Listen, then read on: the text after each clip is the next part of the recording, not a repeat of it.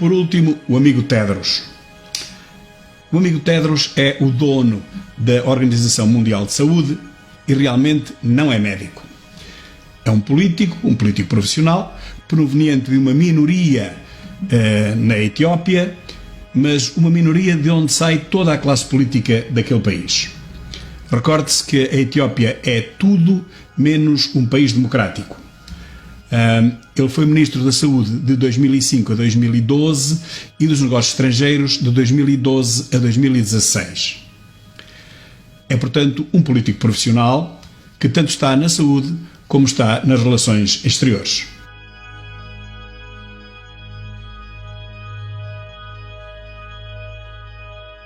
Durante a sua vigência como Ministro da Saúde, a Etiópia sofreu 2 graves surtos de cólera que Tedros desvalorizou completamente. Negou, inclusive, durante muito tempo que se tratasse de cólera. Chamava-lhe diarreia aquosa. Se não fossem os Médicos Sem Fronteiras, morreriam talvez milhões. Essa desvalorização custou, de qualquer maneira, a vida a dezenas de milhares de pessoas, ninguém sabe quantas, porque não há estatísticas. De tal forma que, quando o Tedros foi eleito em 2017 para diretor da Organização Mundial de Saúde, se registaram grandes reações de protesto no seu país, na Etiópia.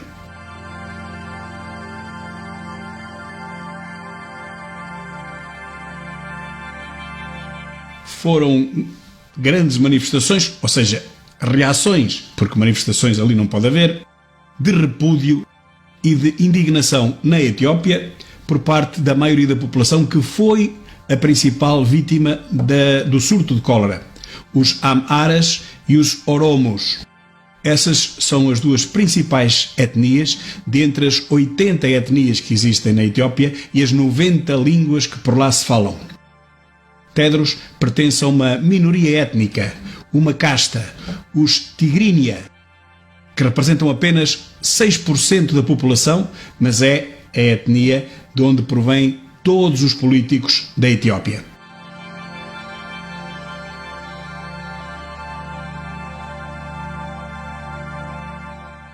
Tedros tem sido acusado de deixar morrer milhares de pessoas na Etiópia, tanto pela população como pelos Médicos Sem Fronteiras, que garantiram encontrar um cenário dantesco quando lá chegaram para ajudar as pessoas que estavam a morrer. Encontraram centenas de pessoas deitadas no chão e sobre plásticos, em post que publiquei ainda ontem.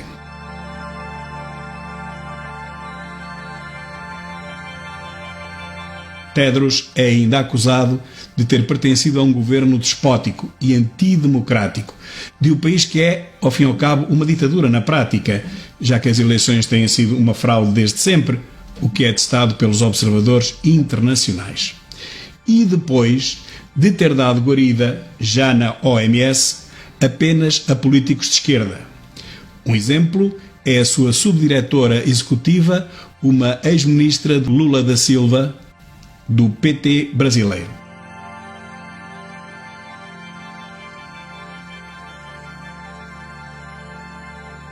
Outra acusação de que é alvo, e deixo aqui os links em baixo, é de gastar quase 200 milhões de dólares por ano em viagens e estadias em hotéis. Devem ter sido viagens em classe económica e hotéis de 3 estrelas, penso eu. Vejam lá quantos dias é preciso viajar e permanecer em hotéis de alto luxo para se conseguirem gastar 200 milhões de dólares só num ano. Dá mais de $500 mil por dia.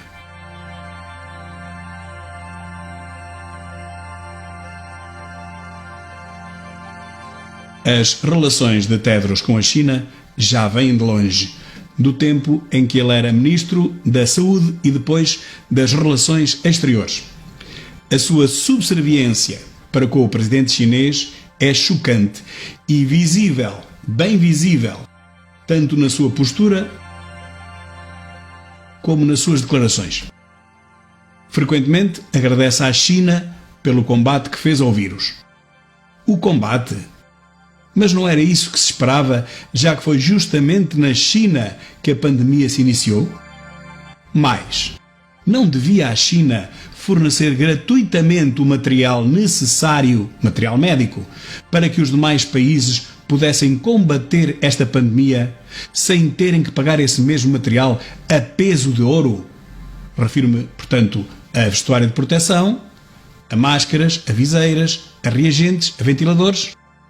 Não seria essa uma obrigação moral da China atendendo ao que aconteceu?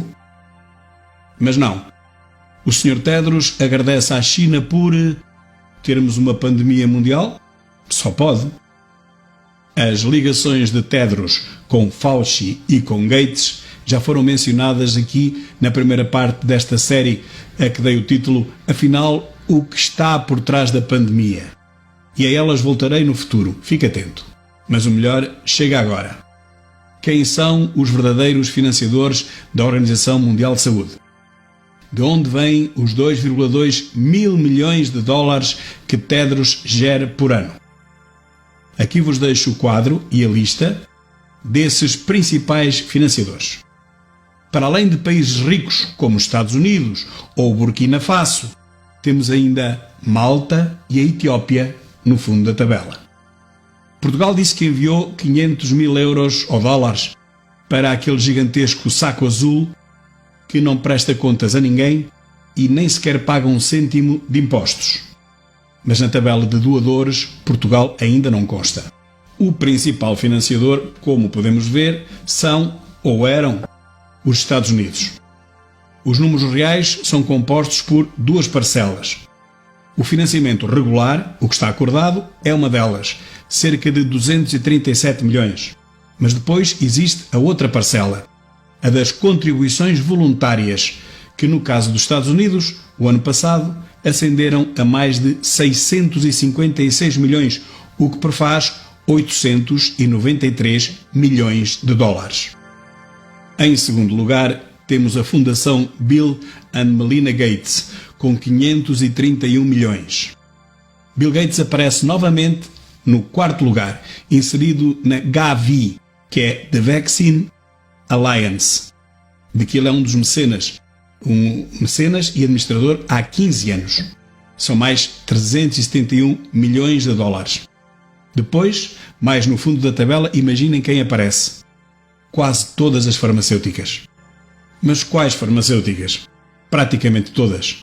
Especialmente as que fabricam vacinas, como a Merck, a Hoffmann La Roche, a GlaxoSmithKline, a Bayer, a Denka, a Novartis, a Kitasato Daiichi Sankyo Vaccines, a Eli Lilly and Company Foundation, a Johnson & Johnson e muitas outras. E as que não estão lá declaradamente, como por exemplo a Pfizer, estão aglomeradas em outras organizações do tipo da Gavi, a Vaccine Alliance, ou seja, alianças ou cartéis de farmacêuticas.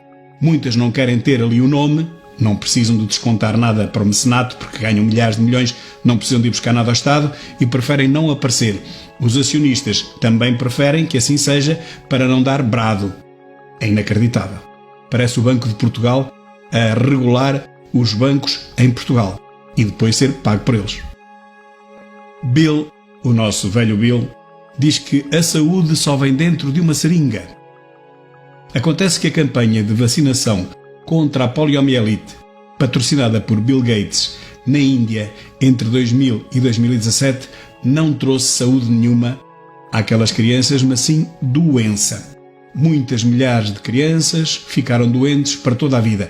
Quem o afirma é Robert F. Kennedy Jr., afirmou publicamente, e que apenas foi desmentido pela Fundação Bill and Melinda Gates relativamente aos números.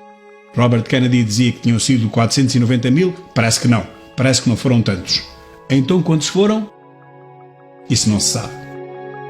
E é este filantropo, o fanático das vacinas, que agora é o maior investidor, o maior doador a Tedros e à Organização Mundial de Saúde. Agora que os Estados Unidos se retiraram, claro. Só por curiosidade, sabem quanto é que a China doa à Organização Mundial de Saúde? Eu recordo que os Estados Unidos doavam, até este ano corrente, 893 milhões por ano. Pois bem, A China doa qualquer coisa como 6.315.081 dólares, mais precisamente. Ou seja, os Estados Unidos doavam 142 vezes mais do que a China. 142 vezes mais. E agora pergunto, perante quem é que Tedros se dobra todo? A quem é que ele presta vassalagem? Aos Estados Unidos? Não. À China. Agora, tirem as vossas conclusões.